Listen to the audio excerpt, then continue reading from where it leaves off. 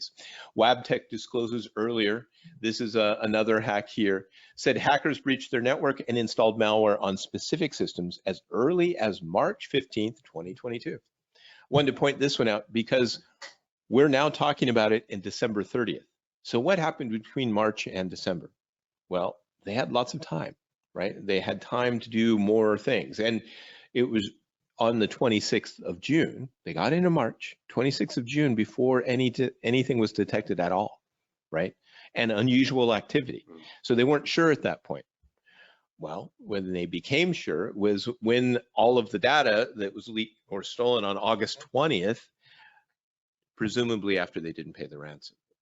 And once again, I'm not for paying the ransom, but March through June, and then to August and to now before we find out about this.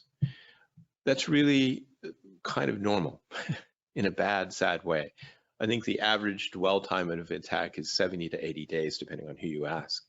That's a tremendous amount of time for somebody to be in a network, gathering intel, figuring out how to hurt us the most possible, most damaging way, so that we might pay the ransom. Well, right? Speaking of time and communication, that reminds me about the Rackspace one from the previous slide.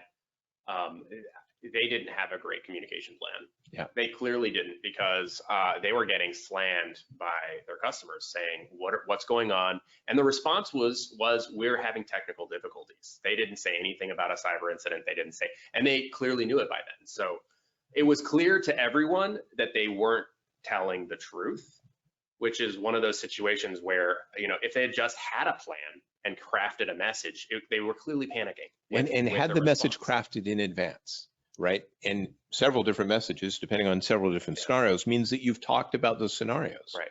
You have a plan. And nobody wants to be in that situation. So planning for it is the best you can do. Yeah, and that one, remember, was email centric. Imagine not knowing if your email was going to be up in an hour because it's technical difficulty. That's what I assume a technical difficulty would be fixed very quickly, or the entire thing was compromised. There's a huge difference.